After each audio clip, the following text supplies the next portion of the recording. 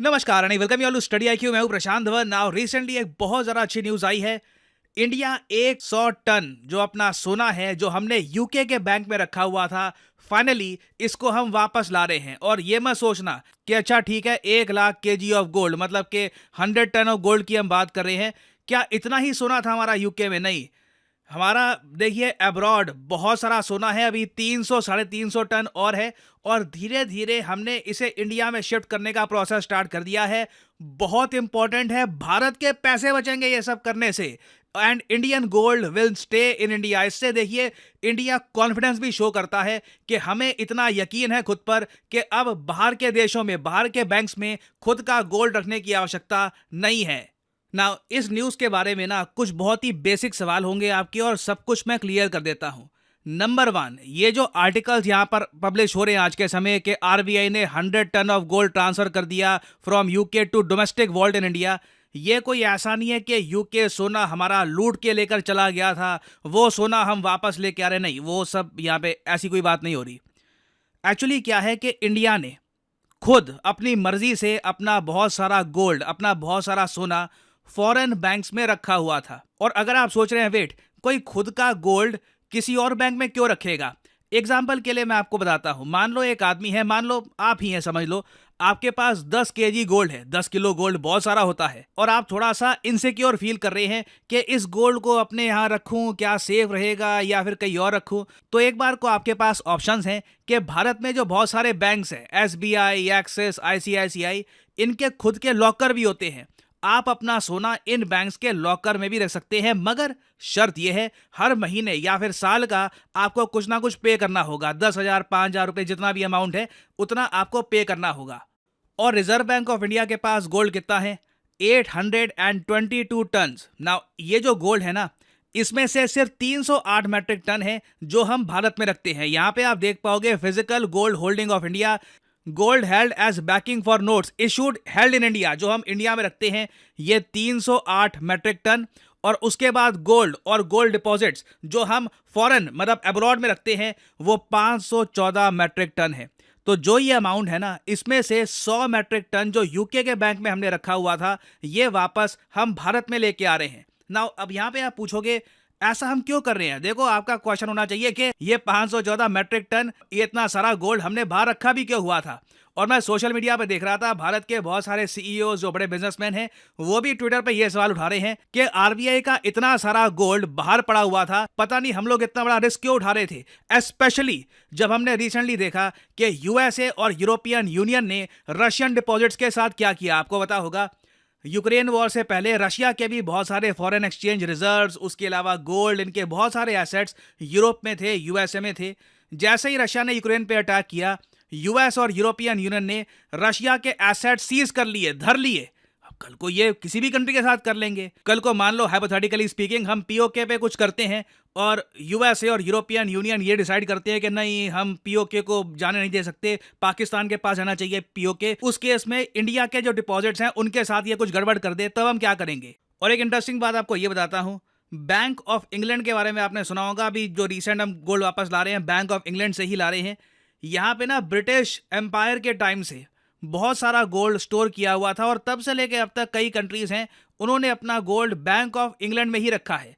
इसके कई रीज़न है, सेफ्टी, और उसके अलावा एक आप कह लो, दुनिया में बहुत सारे देश हैं वो बैंक ऑफ इंग्लैंड में ही अपना गोल्ड रखते हैं कि कल को मान लो अपने देश में कुछ प्रॉब्लम हो गई, कोई इश्यूज आ गए, तो बैंक ऑफ इंग्लैंड में हमारा गोल्ड सेफ है।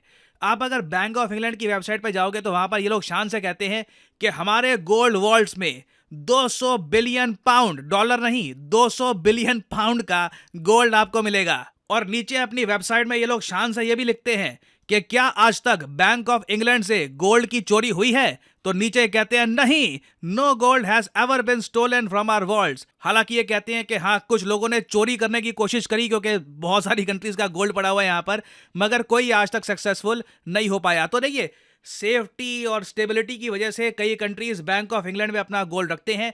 अब इंडिया सिंस ये गोल्ड वापस अपने देश में लेके आ रहा है ना, ये दिखाता है कॉन्फिडेंस। इंडिया को अब कॉन्फिडेंस है, आरबीआई की जो खुद की गोल्ड स्टोरेज डिपॉजिटरीज हैं, जो वॉल्ट्स हैं, उसमें हमें इतना कॉन्फिडेंस है कि गोल्ड इंडिया का इंडिया में सेफ रहेगा। बाहर के देशों में इतना सारा गोल्ड रखने की आवश्यकता नहीं है। और साथ ही साथ बैंक ऑफ इंग्लैंड को हम हर साल पैसा क्यों पे करें?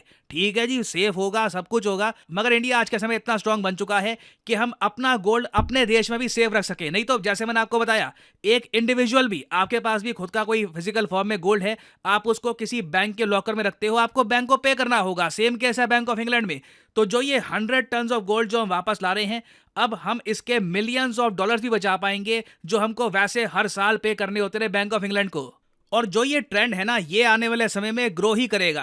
देखो, जो G7 कंट्रीज, यूएसए ने प्राइमरली और बाकी जो G7 कंट्रीज हैं, उन्होंने जिस तरीके से रशिया का गोल्ड फ्रीज कर दिया, ये डरा देने वाला है हमें। देखिए, हमें पता नहीं कि कल को क्या होगा। अभी के लिए G7 के साथ हमारे बड़े अच्छे रिलेशंस हैं। G7 का समिट होता है, हमें इनवाइट करते हैं, मगर ये कंट्रीज इतने अनप्रेडिक्टेबल हैं। कब इनके यहाँ कोई ऐसा प्रेसिडेंट आ जाए जिसकी नीति कुछ और हो, वो इंडिया को अलग तरीके से देखता हो, वो बहुत ज़रा प्रो पाकिस्तान हो जाए, प्रो चाइना हो जाए, वी डोंट नो।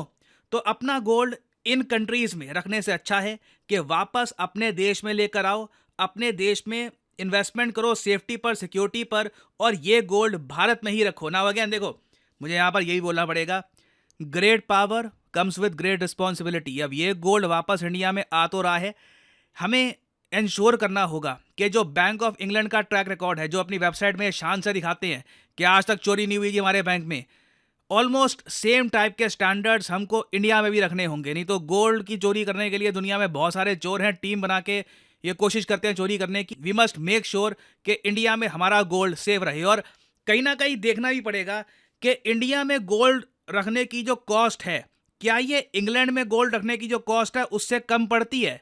ये आने वाले कुछ सालों में पता लगेगा। तो जो भारत आज के समय कर रहा है, ये ऐतिहासिक है। 1991 में हमारी आर्थिक हालत इतनी खराब थी कि इंडिया का गोल्ड इंडिया से बाहर ले जाना पड़ा। आज के समय हम इतने कॉन्फिडेंट हैं। LIC की आप अगर देखो मार्केट जो वैल्यूएशन है, ये पाकिस्तान बांग्लादेश की GDP से ज़्यादा है। SBI रिसेंटली रिलायंस से आगे निकल चुका है in becoming the most profitable Indian company. मतलब बेसिकली जिस तरीके से हम आगे बढ़ रहे हैं ना एज ए कंट्री, GDP बढ़ रही है, RBI का डिविडेंड बढ़ रहा है, कॉन्फिडेंस आ रहा है इकोनॉमी में, तो ये जो स्टेप है उसमें आप कह लीजिए एक एडिशन है। हालांकि यहाँ पे मैं आपसे पूछना चाहूँगा, आपके हिसाब से जो इंडिया ये कर रहा है, क्या ये ठीक है, या फिर आप मानते हैं यूके के साथ कौन से हमारे रिलेशंस खराब होने थे, गोल्ड यूके में ही पड़ा रहता तो क्या फर्क पड़ता? लिखेगा इसके बारे में कमेंट सेक्शन में। मैं जेन्युइनली जानना चाहूंगा आपका ओपिनियन। गोल्ड वापस भारत में लाना गुड मूव और बैड मूव, लिखेगा इसके बारे में in the comment section below. और फाइनली यहाँ पे आपसे पूछूंगा एक क्वेश्चन। हाल ही में यूनाइटेड नेशंस का एक बहुत ही स्पेशल अवार्ड है, मिलिट्री जेंडर एडवोकेट ऑफ 2023। ये अवार्ड एक इंडियन मिलिट्री पीस कीपर को मिला है। आपको बताना है कि इनका नाम क्या है। ये है यहाँ पे आपकी ऑप्शंस, रिया चौधरी, राधिका सेन, सोफिया कुरैशी या फिर प्रियंका सिंह। रिसेंटली ये टॉपिक बहुत ज्यादा न्यूज में है। कमेंट सेक्शन में करिए उत्तर। जो लोग सही आंसर देंगे उनकी कमेंट को मैं हार्ट दे दूंगा ताकि बाकी लोग समझ पाएं कि सही उत्तर क्या है। एक आदमी सबसे बढ़िया इन्वेस्टमेंट कहां कर सकता है? मैं बताता हूं, अपने आप में। और आपके पास मौका है खुद में इन्वेस्टमेंट करने का, क्योंकि आज आखिरी दिन है स्टडी IQ की मेगा सेल का। कमेंट सेक्शन में जाइए और यहां पे आपको मिलेगा ये link, UPSC long term P2I foundation batch. इस लिंक पर क्लिक करके आप स्टडी IQ का P2I कोर्स कर सकते हैं परचेज। अगर आप एक कॉलेज स्टूडेंट हैं, आपके पास टाइम है अभी UPSC एग्जाम की तैयारी करने का, 1-2 साल रुक के एक प्रॉपर अटेम्प्ट देना है आपको तैयारी के साथ, तो ये कोर्स आपके लिए बना है। इस कोर्स में आपको मिलेगी live UPSC classes, 1-to-1 mentorship, UPSC का प्रीलिम्स, मेंस और इंटरव्यू, तीनों पार्ट एक्सटेंसिवली कवर किए जाएंगे। और आपका जैसे ही प्रीलिम्स क्लियर होता है तो मेंस एग्जाम की तैयारी के लिए स्टडी IQ आपको ऑप्शन देगा कि आइए दिल्ली में और तैयारी करिए विद स्टडी IQ। सारा खर्चा आपके रहने का, आपके खाने का स्टडी IQ उठाएगा। और ये कोर्स आप डिस्काउंट में परचेज कर सकते हैं by using the code PD10। बाकी वेरियस और कोड्स भी वैसे आपको यहाँ पर दिख जाएंगे। इन कोड्स को आप अगर यूज करते हैं, फॉर एग्जाम्पल MDS और ओनली टुडे, तो आपको मैक्सिमम डिस्काउंट नहीं मिलेगा। The code PD10 will give you the maximum discount possible.